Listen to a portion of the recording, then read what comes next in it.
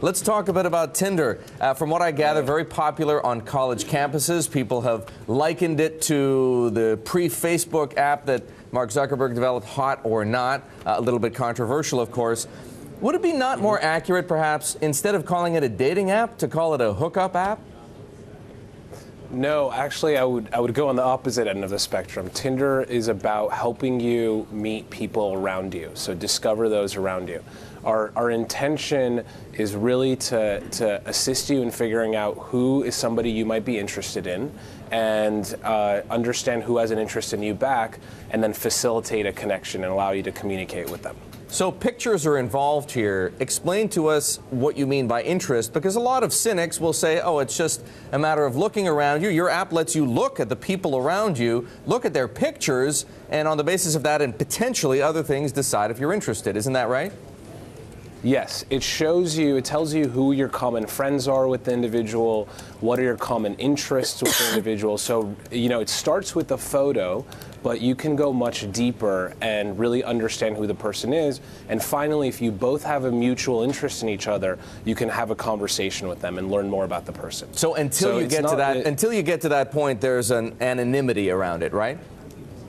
Exactly. I mean, we really designed Tinder to emulate the way people meet in the real world.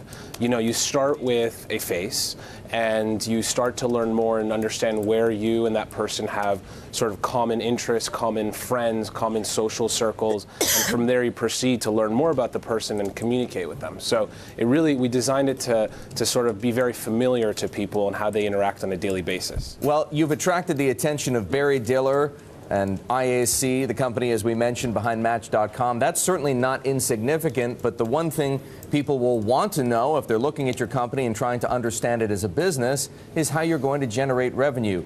I don't see any ads there. Do you have any revenue? Today we don't. Our focus is on building a great product and amassing a large audience that believes in that product. And once we feel that we've achieved sort of what we've set out to do with the product vision, then we'll start to explore routes of monetization. And would you do that through advertising? There are so many different vehicles for ads, clearly, and not just traditional online ads, but you know, I could mention Facebook, I could mention Twitter, very much trying to find its way into the advertising business. Is it going to be ads? And if it's not ads, how else might you be able to generate revenue from this model? Sure. So it's likely not going to be ads. The way we would likely generate revenue from this model is through a form of in-app purchase. So, you know, what those various in-app purchase mechanisms are yet, we have a lot of ideas. Give us an example. What would be an in-app purchase? What would somebody do that would end up paying you a fee or a commission or something of that nature? So let's say you see a girl that you like, that you have an interest in, and you want to capture her attention. We might let you send her a virtual gift within the app, so, or maybe a virtual note before she's even liked you back. So there are different mechanisms, different ways, or different features that we would give people, but give them for a fee. A virtual gift, kind of like Farmville? Almost, kind of, not dissimilar. However, it's going to be things and features that are native to our environment and native to Tinder.